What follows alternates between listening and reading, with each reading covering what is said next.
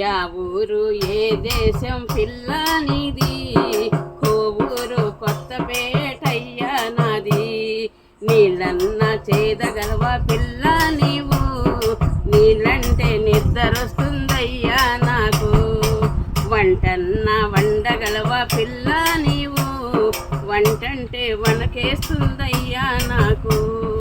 చదువన్న చదవగలవ పిల్ల నీవు, చదువంటే చాలా ఇష్టమయ్యా నాకు.